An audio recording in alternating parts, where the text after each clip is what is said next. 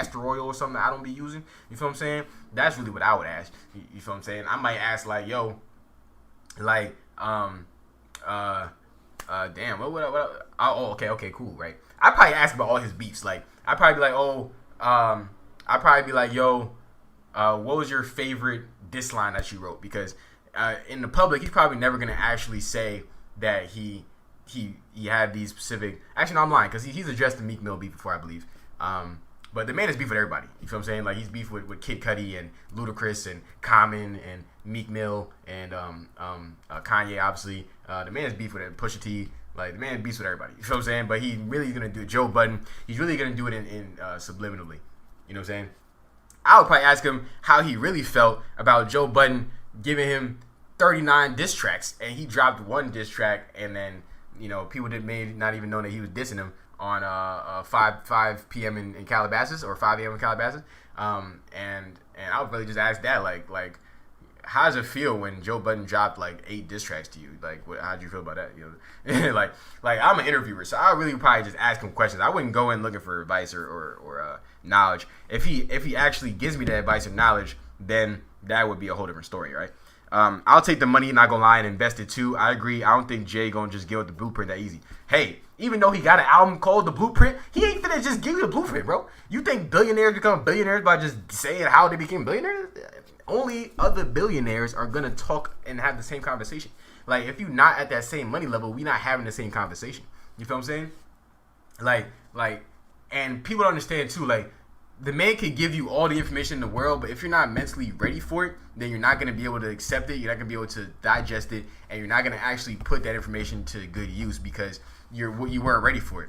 Like, even me personally, I've given information to a lot of people on how I do what I do, but they weren't ready for it. So it didn't help them. Like, the information just went in one ear out the other because they weren't receptive to it, and their lifestyle wasn't ready to fit what it seems like they wanted, right? So a bunch of knowledge could just sit in your brain, right? And you do nothing with it. And that's what a lot of people actually do. And I think that they don't actually like acknowledge that about themselves, that yeah, they might get that knowledge, but what are you going to do with that knowledge? Like are you actually going to do something advantageous with that knowledge? You know what I'm saying? Don't mind me, I'm picking my face. I'm sorry. But are you actually going to do something with that knowledge that's going to help you in the long term?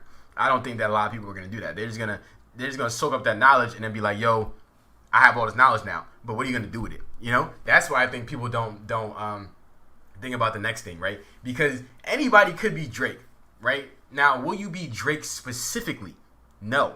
But what do you think Drake started? Drake started with $0 in his pocket, like everybody else. You know what I'm saying? Like I think that people get misconstrued with public figures that a lot of them started from absolute riches and then just became richer. That's not really the case. You feel what I'm saying? Like, that's not the case for all these artists for like I'm not saying that Drake came from absolute nothing, but I mean, even going to the fact where the man was on Degrassi before he was even a popular rapper.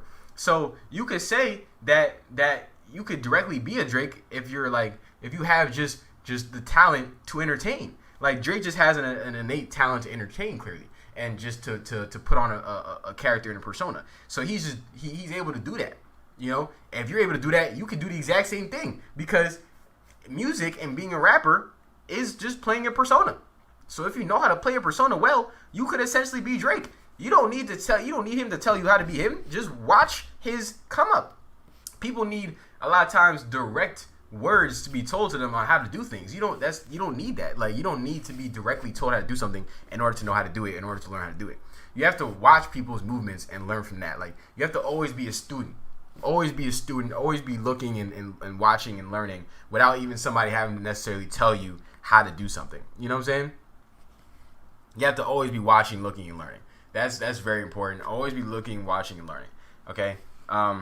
If you pick Drake over 500K, you must want him to sign you or something. And then, hey, I also put out something on the community tab. Make sure you subscribe for free. EBM Music Media. Subscribe to the channel. You can go to the community tab. There's always conversations. I'm always posting things. There's a lot of